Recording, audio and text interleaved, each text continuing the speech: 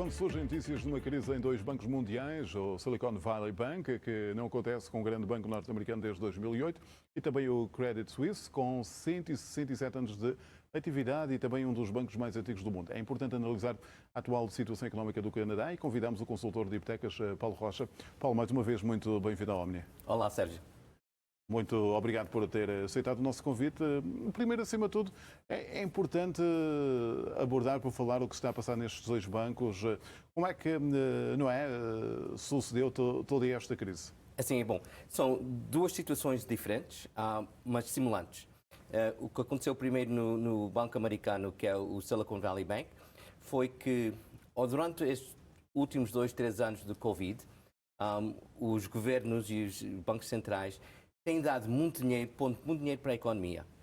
E muito desse dinheiro entrou nos bancos, com a ideia que depois os bancos usassem esse dinheiro para emprestar à comunidade e a empresas, que é para manter a economia a andar durante o Covid.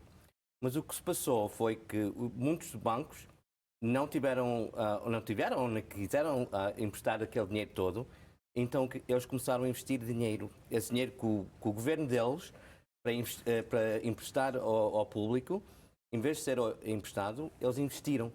E onde é que eles investiram? Eles investiram em dívidas do governo. Não é? Compraram dívidas do governo a juros muito baixos. E então, o que é que se passou no banco americano? Os juros atualmente, no último ano, subiram muito. Então, o valor desses investimentos que eles compraram em 2021 e 2020 baixou muito. E quando o valor começou a baixar, os investidores agora, em fevereiro, começaram a notar que podia, eventualmente, se o banco fosse forçado a vender aqueles investimentos, podia haver um problema.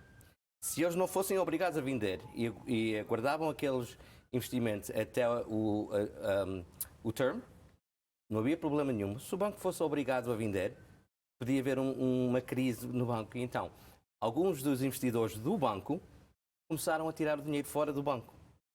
Quando outras pessoas começaram a perceber-se que houve dinheiro a sair do banco, aquilo foi o que a gente chama em inglês um run on the bank, todos a entrarem para tirar o dinheiro do banco antes do banco falir. Então foi essa situação que muitas pessoas tirarem dinheiro todo ao mesmo tempo, e agora estamos no mundo digital, não é preciso ir ter na fila para tirar dinheiro, abrir a aplicação no telefone, fazer a transferência está feita. Então bilhões e bilhões e bilhões de dólares foram transferidas em horas fora do banco. E então o banco ficou incapaz de servir aquele dinheiro todo que estava a sair. Então o banco não faliu, mas falhou. O governo teve que entrar e sustentar o banco. Portanto, isso foi o banco nos Estados Unidos. Exatamente, na Suíça foi totalmente diferente. Diferente, mas estimulante.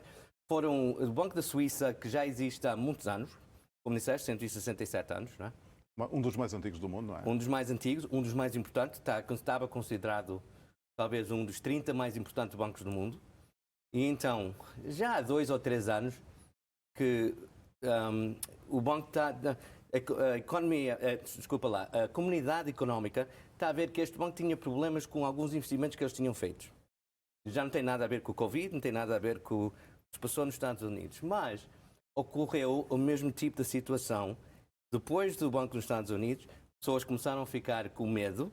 Então, como este banco, o Credit Suisse, já estava com alguns problemas, começaram a tirar lá o dinheiro do banco também.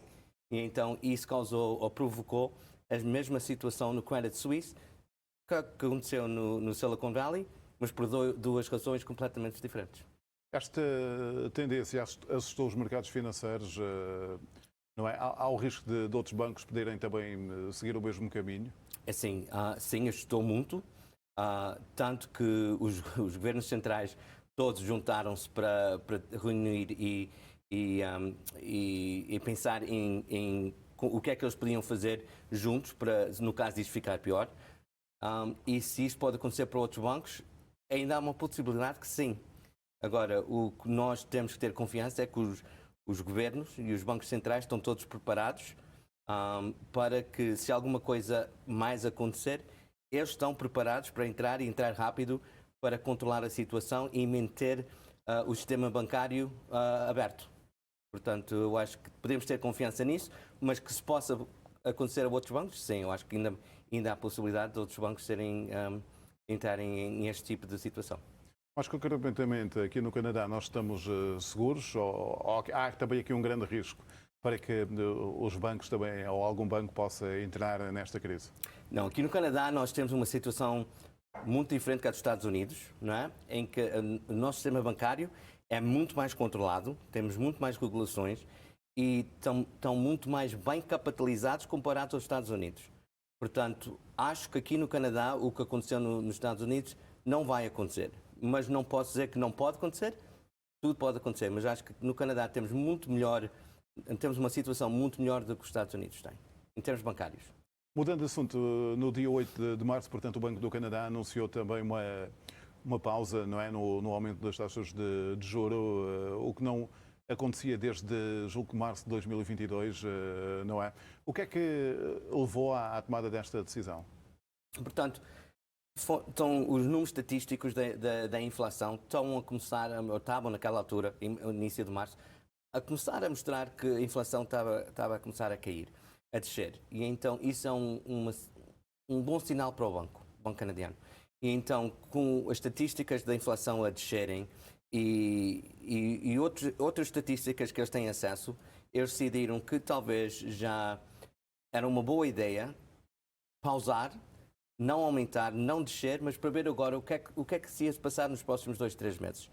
E se a economia continuar a andar como está e a inflação continuar a descer, então assim o banco fica ou como está ou começa a descer.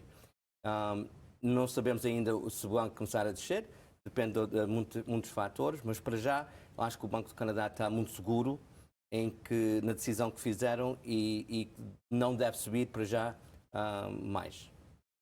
Portanto, estes valores nas taxas de juros pode-se dizer, são valores normais, mas devido à conjuntura, não é, financeira que existe neste momento, torna-se bastante complicado, não é, para as pessoas, não é, de adquirirem, nomeadamente, uma casa, uma hipoteca. Neste caso, é expectável que este aumento nas taxas de juros fique por aqui? Eu acho que temos possibilidade de ele ainda descer. Não é? Portanto, eu acho que quem tem já juros variáveis, para quem tem juros fixos e que estão a abrir agora, o mercado de juros fixo já desceu e desceu bastante. Em fevereiro estávamos a ver juros de 5 anos fechado perto dos 5,7.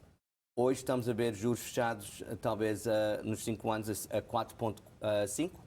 Portanto, baixou já 1% e tal. Não é? Agora, nos juros variáveis, sim, eu acho que o Banco do Canadá, para já, não vai aumentar mais, portanto, podem ter confiança que o pagamento mensal que estão a pagar agora vai continuar assim.